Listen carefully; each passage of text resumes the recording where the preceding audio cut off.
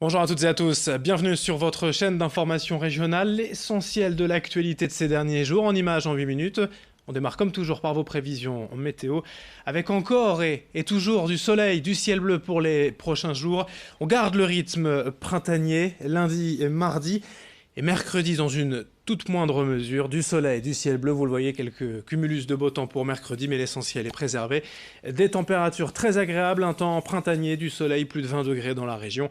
Bref, tout va bien d'un point de vue météo.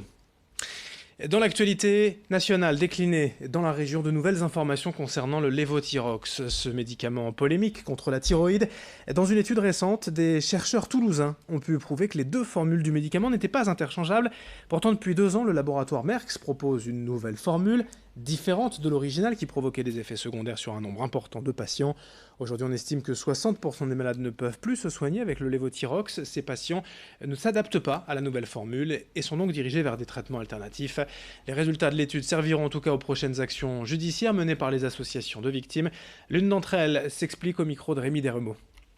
Dans les alternatives qui ont été mises en place, on a donné la possibilité aux malades thyroïdiens de prendre de l'Euthyrox en attendant de passer à une autre formule.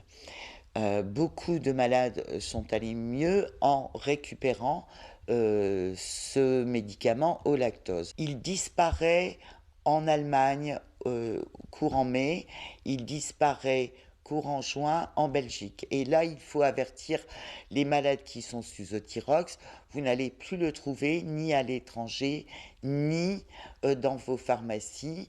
Donc, n'hésitez pas, si vous avez besoin, à contacter les associations de malades et éventuellement nous contacter. Ce week-end, le printemps s'affiche comme il faut d'un point de vue météo, on vient de le voir, avec du soleil et surtout des températures très agréables. Si vous avez l'opportunité d'aller sur Wimereux par exemple, profiter de la mer et de la plage, les cabines déjà installées sont ouvertes à la location. C'est une grande nouveauté cette année.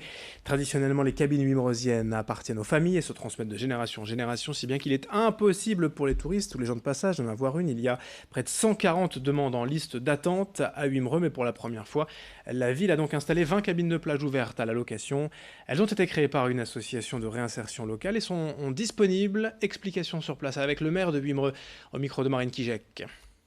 Ce qui a motivé la mise en place de ces cabines municipales, entre guillemets, c'est la demande des vacanciers, des Wimereusiens, d'obtention d'une cabine. Parce qu'actuellement, il existe des cabines personnelles, familiales, avec une liste d'attente de 140 personnes pour avoir un emplacement, puisque ça se transmet de génération en génération.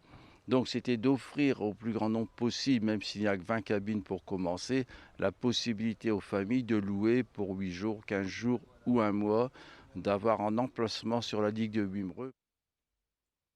On enchaîne dans ce journal avec les toutes premières images de la parade d'Eldorado, vous savez, la 5e édition thématique de l'île 3000. L'ouverture, c'est samedi prochain, le 27 avril. On évoque là, bien évidemment, la parade d'ouverture, mais les répétitions, surtout. Vous le voyez, 2000 volontaires bénévoles qui seront dans les rues de Lille le samedi 27 avril. Les répétitions vont bon train depuis plusieurs semaines. Il n'y a pas ici des danseurs professionnels, des habitués des chorégraphies, juste des Lillois ou des Lilloises motivés pour faire partie de la fête. Nous en avons rencontré certains et certaines. Quand j'ai vu l'annonce, je me suis dit c'est pour moi parce que j'adore le Mexique, ma fille y vit et surtout je voulais être dans la parade et pas ne rien voir en étant sur les côtés. On nous a dit avec notre petit badge qu'on allait faire ou le bridge ou les molletés ou les catcheurs et puis encore un, le Frida. Enfin moi je suis trop petite donc je peux pas faire une Frida. J'apprends sur le tas, c'est ça qui est difficile pour moi. Et après on est quand même nombreux, donc il faut se coordonner chacun, les mouvements, etc. Ce qui est facile, c'est la bonne ambiance aussi, c'est de suivre le collègue qui est devant. Ça simplifie aussi la gestuelle, et puis voilà. Je pense que ça va être impressionnant parce qu'il va y avoir de la foule, etc. Du track, je pense pas, enfin il y a une bonne ambiance. Non, franchement j'ai vraiment hâte et puis c'est une bonne expérience. Alberto Giacometti, ce sculpteur suisse à l'honneur actuellement au musée d'art moderne de Villeneuve-d'Ascq, mort en 1966. Le sculpteur suisse a produit de nombreuses œuvres, dont Les plus emblématiques ici, par exemple, l'homme qui marche, cette statue fameuse longiligne inspirée de l'Égypte antique.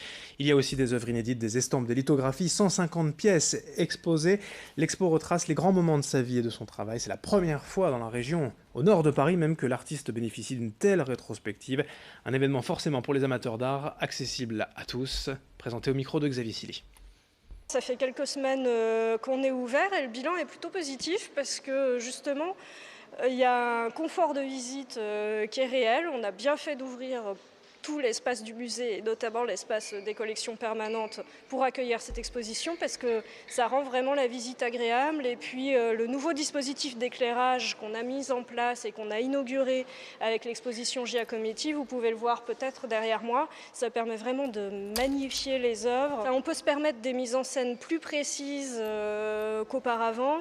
Il y a tout un système aussi de contrôle à distance qui nous permet d'ajuster l'éclairage selon différents paramètres et notamment la luminosité extérieure. Donc on a simplement un degré de précision technique qui nous permet de faire plus de choses qu'avant. On termine avec quelques belles images de cirque. Arlette Gruss, actuellement installée à Dunkerque, sur le quai Fraissinet, au Môle 1. Après être passée par Boulogne, par exemple, la semaine dernière, Arlette Gruss et le Grand Chapiteau sont à Dunkerque jusqu'au 24 avril. Des représentations donc ce week-end. Au programme, comme toujours, ce qui fait rêver les amateurs de cirque. Le grand spectacle sur la piste avec, vous voyez, des animaux, mais aussi, bien sûr, les jongleurs, les acrobates, le clown, tout ce qui fait rêver dans l'ambiance du cirque. Ici, les étoiles sont à l'honneur. Le programme avec Rémi Bécuve, local de l'étape d'ailleurs, dunkerquois lui-même, est chargé de la communication du cirque Arlette Gruss, que nous avons joint par téléphone. L'étoile, c'est pour faire référence à plusieurs choses. Avant tout, l'étoile, c'est Arlette Gruss qui a créé le cirque et qui veille encore sur nous. L'étoile, c'est également les étoiles montantes du cirque avec les petits derniers de la famille Gruss. On a Alexis cette année qui a 9 ans et qui est en piste avec un numéro de filet assez impressionnant. C'est les étoiles, un peu les étoiles filantes aussi pour les trapézistes qui sont de retour sous la coupole après plusieurs années d'absence. Et après, toutes les étoiles du cirque, on retrouve un petit peu le jongleur, on va retrouver les animaux, la cavalerie, on va retrouver forcément le clown, qui cette année est un clown chilien, qui a remporté énormément de prix dans différents concours de cirque. Fin de cette édition, merci de votre fidélité. L'info continue dans un instant.